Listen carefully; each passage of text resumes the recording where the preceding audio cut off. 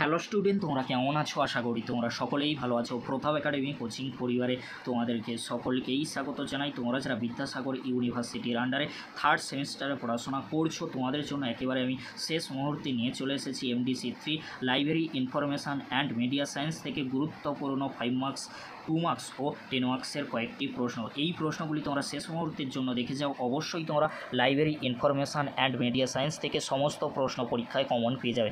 চলো বেশি দেরি করবো না, আজকের আমরা দেখে নেব MDC3 library information and media science থেকে গুরুত্বপূর্ণ 5 মার্কস, 10 মার্কস ও 2 মার্কসের প্রশ্নগুলি। 2 মার্কসের প্রশ্নগুলির ক্ষেত্রে তোমাদেরকে বলে রাখি 5টি প্রশ্নের উত্তর তোমাদেরকে লিখতে হবে। যে প্রশ্নগুলি 10 আর 5-এর জন্য আলোচনা করে দেবো, ওই প্রশ্নগুলি রিলেটেড তোমরা 2 মার্কসের জন্য রেডি করবে। অবশ্যই তোমরা 2 মার্কসের প্রশ্ন কমন পেয়ে যাবে। চলো বেশি দেরি করবো না, প্রথমে আমরা দেখে নেব ইউনিট 1 থেকে গুরুত্বপূর্ণ 5 মার্কস ও 10 মার্কসের মাত্র কয়েকটি প্রশ্ন। ফার্স্ট প্রশ্ন, ইউনিট 1 থেকে গ্রন্থাগার ও তথ্য বিজ্ঞান বিষয় কি, এদের গুরুত্ব এবং কার্যাবলী আলোচনা করো।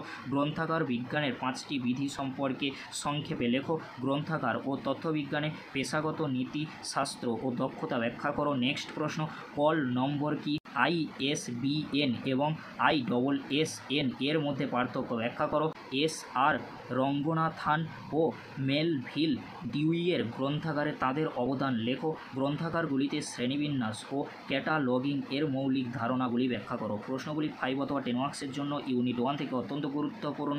এখান থেকে 2 মার্কসের প্রশ্নও কিন্তু আসতে পারে। এবারে তোমরা দেখে নাও ইউনিট 2 থেকে গুরুত্বপূর্ণ 5 মার্কস ও 10 মার্কসের মাত্র কয়েকটি প্রশ্ন।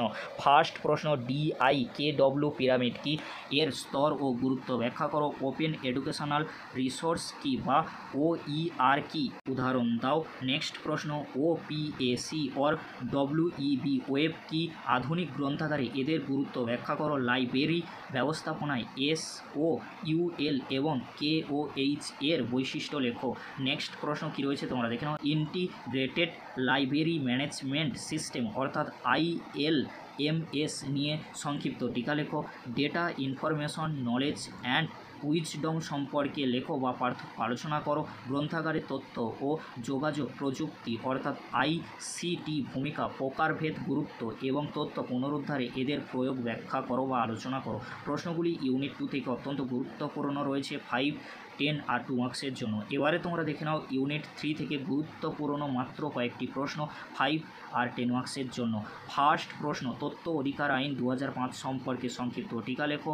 IFLA, ILA এবং IASLIC এর উদ্দেশ্য, কার্যাবলী, গুরুত্ব উল্লেখ করো।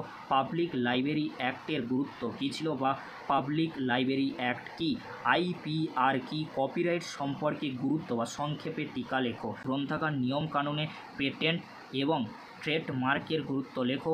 1867, 1954 এবং 1956 সালের প্রেস, সংবাদপত্র এবং বই নিবন্ধন আইনের গুরুত্ব বিশ্লেষণ করো। প্রশ্নগুলি ইউনিট 3 থেকে অত্যন্ত গুরুত্বপূর্ণ রয়েছে 5 মার্কস, 10 মার্কস ও 2 মার্কসের জন্য। এবারে তোমরা দেখে নাও ইউনিট 4 মিডিয়া স্টাডিজ থেকে গুরুত্বপূর্ণ প্রশ্নগুলি। যে প্রশ্নগুলি অত্যন্ত গুরুত্বপূর্ণ 2, 5, 10 মার্কসের জন্য। গণমাধ্যম এবং গণযোগাযোগ কি, উদাহরণসহ ব্যাখ্যা করো। যোগাযোগের প্রকারভেদ কি, এই প্রক্রিয়ায় মাল্টিমিডিয়ার ভূমিকা ব্যাখ্যা করো বা বিশ্লেষণ করো। সামাজিক মাধ্যম এবং যোগাযোগে বিশ্বায়নের প্রভাব আলোচনা করো। মিডিয়া সাক্ষরতা কি, মিডিয়ার গুরুত্ব বা বৈশিষ্ট্য আলোচনা করো। সম্প্রচার এবং পডকাস্টিং সম্পর্কে টিকা লেখো বা পার্থক্য লেখো। গণমাধ্যম ক্ষেত্রে উপলব্ধ কেরিয়ার সুযোগগুলি বর্ণনা করো। এই প্রশ্নগুলি অত্যন্ত গুরুত্বপূর্ণ 5, 10 আর 2 মার্কসের জন্য। যদি প্রশ্ন কমন না আসে তাহলে তোমরা কী করবে, প্রশ্নের উত্তর কিন্তু লিখে আসার চেষ্টা করবে। প্রশ্ন কিন্তু ছেড়ে আসবে না, সমস্ত প্রশ্ন অ্যাটেন্ড করে আসবে। খাতার পেজ কিন্তু তোমরা কখনোই ফাঁকা রাখবে না, ফিল আপ করে আসবে। আজকের এতটুকু, পরবর্তীতে দেখা হচ্ছে নেক্সট ভিডিওতে। ভিডিওটি দেখার জন্য তোমাদেরকে অসংখ্য ধন্যবাদ।